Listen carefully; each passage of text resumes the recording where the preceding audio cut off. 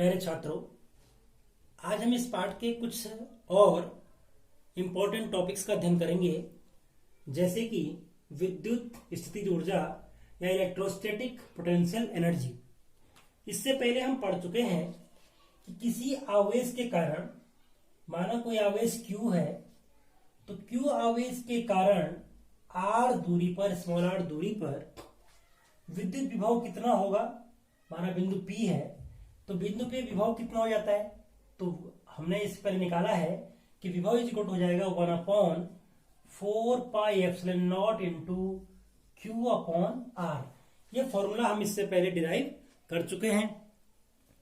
आज हमने ये निकालना है कि यदि माना एक आवेश है, उसको यदि Q1 मान लें और एक अन्य आवेश, माना अनंत से एक किसी आवेश को हम ला रहे हैं और आवेश है Q2।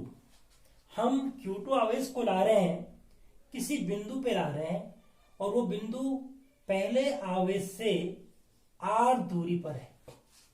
r दूरी पर दूसरा आवेश Q2 यहां से लाते हैं और वो आवेश यहां पे आ जाता है। तो अब ये दोनों आवेश मिलकर एक निकाय बनाएंगे, एक सिस्टम बनाएंगे। तो इस निकाय की कुल ऊर्जा कितनी होगी? ऊर्जा हमेशा निकाय की होती है, तो हमको निकालने की विद्युत स्थिति ऊर्जा, यानी कि इस आवेश, जो आवेश आया है, इसके कारण इस निकाय की ऊर्जा कितनी हुई। तो ऊर्जा जब हम निकालेंगे, कुल ऊर्जा, कुल स्थितिज ऊर्जा निकालेंगे, स्थितिज ऊर्जा, तो वो कितने के बराबर हो जाएगी? वो उस कार्य के बराबर होगी जो कि हमने इस आवेश को अनंत से इस बिंदु तक लाने में किया। तो हम सीधे कह सकते हैं कि जो ऊर्जा होगी U इज इक्वल हो जाएगा आपका V इंटू Q2। जो इस आवेश को लाए, Q2 को लाए, तो V1 कितना, देखिए V की वैल्यू कितनी है, V का मतलब Q1 के कारण इस बिंदु पर विभव कितना है, तो V की वैल्यू कितनी है 1/4πε0 इंटू, क्योंकि यहाँ पे आवेश का मान Q1 है तो हम लिखेंगे Q1/r और इसके साथ गुणा किसका करेंगे, हम Q2 का गुणा कर लेंगे। तो हम कह सकते हैं कि जो विद्युत स्थितिज ऊर्जा हो जाएगी, वो जाएगी 1/4πε0 इंटू Q1 इंटू Q2/r। तो ये बहुत महत्वपूर्ण रिजल्ट हमारे पास है कि किसी बिंदु पर कुल कितनी ऊर्जा होगी, इतनी होगी। देखिए, विद्युत विभव और ऊर्जा में एक अंतर है। विभव और ऊर्जा में क्या अंतर है? अगर हम बात करेंगे कि विभव का मान कितना होता है, देखिए विभव को तो हम सीधे लिखते हैं 1/4πε0 इंटू Q इंटू आर। अगर Q1 के कारण को तो Q1 इंटू आर। लेकिन ऊर्जा कितनी हो जाएगी? ऊर्जा हो जाएगी आपकी 1/4πε0 इंटू Q1 इंटू Q2/r। तो ये मुख्य अंतर दोनों में है। अगला टॉपिक है विद्युत क्षेत्र की तीव्रता तथा विभवांतर में संबंध। बहुत इंपॉर्टेंट है, relation between E and V। आपको E और V के बीच में रिलेशन पता करना है। तो यदि हमारे पास ये विद्युत क्षेत्र दिया हुआ है, इसकी दिशा इस तरफ है, और विद्युत क्षेत्र में दो बिंदु हैं, बिंदु A और बिंदु B, और जिनके बीच की दूरी कितनी है, dr है।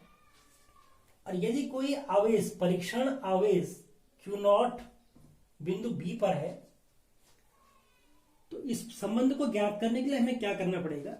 इसके लिए हमें पहले कार्य निकालना पड़ेगा कि परीक्षण धनावेश को B से A तक लाने में कितना कार्य करना पड़ेगा। तो पहले हम क्या निकालेंगे कि परीक्षण धनावेश Q0 को B से A तक लाने में कृत कार्य, कितना कार्य करना पड़ेगा? Q0 को A तक लाने, Q0 को B से A तक लाने, ठीक है। तो कार्य कितना करना पड़ेगा? तो माना वो कार्य dw है, तो dw इक्वल टू क्या हो जाएगा, कार्य बराबर बल गुणा के विस्थापन।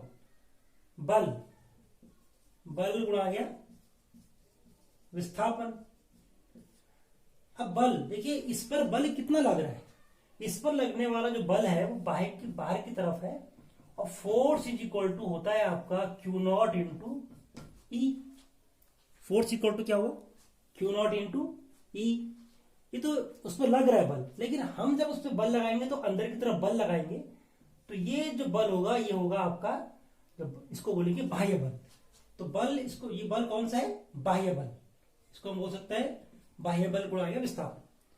तो बल कितना है देखिए, चूंकि हम कहते हैं चूंकि जो बल है, यानी कि बल इज इक्वल टू है आपका, बल यानी कि फोर्स इज इक्वल टू है क्यू नॉट इंटू ई।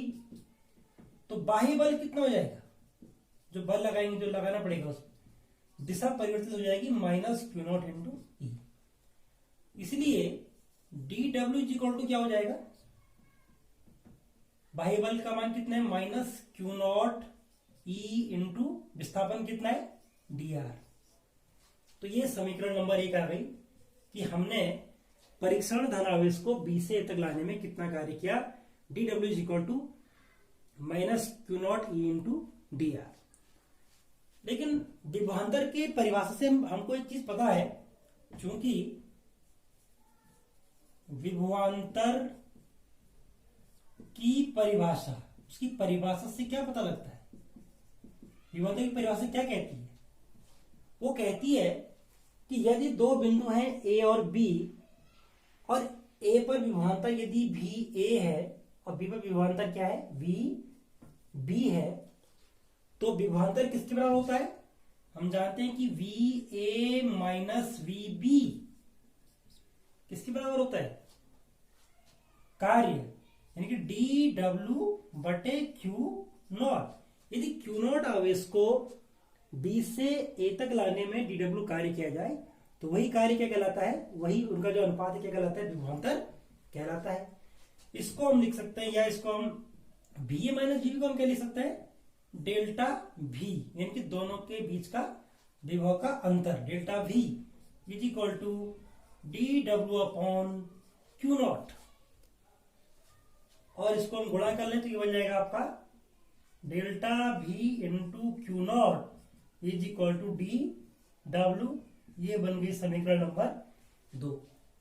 अब दो समीकरण हमारे पास हैं, एक डी डब्ल्यू का मान ये है, डी डब्ल्यू का मान ये है, तो इसको हम ऐसे भी लिख सकते हैं कि d W is equal to delta V into Q naught, या इसको समीकरण नंबर 3 कहें हम। तो समीकरण नंबर 1 और 3 से हम कह सकते हैं कि समीकरण 1 व 3 से क्या हो जाएगा, लेफ्ट हैंड साइड बराबर है दोनों की, तो राइट हैंड बराबर हो जाएगा। तो हम कह सकते हैं कि minus Q not E into D R is equal to delta V into Q not, Q not cancel, तो ई इज इक्वल टू हो जाएगा आपका minus E into D R is equal to delta V, या E बराबर हो जाएगा आपका minus delta V upon D R, या इसको हम लिखते हैं generally E is equal to minus D V upon D R. यहां पर D V upon D are को कहते हैं विभव प्रवणता। ये एक नई राशि है, विभव प्रवणता, D V upon D are, यानी कि यदि दूरी के साथ यदि विभव का परिवर्तन, विभव में परिवर्तन हो रहा है तो उसे क्या बोलेंगे, विभव प्रवणता। तो विभव प्रवणता किसे कहते हैं, दूरी के साथ विभव में परिवर्तन को क्या कहते हैं, विभव प्रवणता कहते हैं। तो E is equal to d V upon minus D V बटे डी आर, या संख्यात्मक रूप से हम कह सकते हैं, यदि हम इसका संख्यात्मक रूप से हम कह सकते हैं क्या संबंध होगा, E is equal to V upon r, E is equal to V upon r. अर्थात यदि हमारे पास दो प्लेटें दे रखी हैं माना, और इनमें इनका विभवांतर, भी का मतलब विभव का अंतर, माना ये 100 वोल्ट है और ये आपका 30 वोल्ट है, तो तो इस क्वेश्चन को देख सकते हैं हम, और इनकी बीच की दूरी माना, बीच की दूरी भी हमको दे रखी है, माना देखिए दूरी दे रखी है आपकी 50 मिलीमीटर, ये दूरी दे रखी है। तो हमको यहां पे क्या निकालना है, ई का मान निकालना है। तो देखिए सबसे पहले हम कह सकते हैं कि V इज इक्वल टू कितना हो जाएगा, V, तो V is equal to 100 minus 30 यानी कि 70 वोल्ट, और R कितना देर का है 50 मिलीमीटर, तो E इज इक्वल टू कितना हो जाएगा आपका 70/50। तो इसको हम आगे सॉल्व कर सकते हैं। इस प्रकार से हम क्या निकालेंगे, E और V में संबंध ज्ञात करेंगे। तो इस सूत्र में हमने देखा कि ऋण चिन्ह भी आ रहा है, तो ऋण चिन्ह का अर्थ क्या है, कई बार प्रश्न पूछा जाता है कि ऋण चिन्ह का अर्थ क्या है। तो ऋण चिन्ह यह दर्शाता है कि विद्युत क्षेत्र की दिशा में विभव घटता है, अर्थात जिस तरफ विद्युत क्षेत्र की दिशा है, ये क्षेत्र की दिशा, विद्युत क्षेत्र की दिशा इस तरफ है, तो इस तरफ क्या हो रहा होगा, विभव का मान घट रहा होगा। यदि हम 2-3 पॉइंट देखें, यदि यहाँ पे 100 वोल्ट है, यहाँ पे 80 वोल्ट है, यहाँ पे 50 वोल्ट है, यहाँ पे 30 वोल्ट है, तो देखिए लगातार विभव का मान क्या हो रहा है, घट रहा है। तो जिस दिशा में विभव का मान घटता है वही दिशा किसकी होती है, विद्युत क्षेत्र की होती है। तो यहाँ पे ऋण चिन्ह का अर्थ ये है।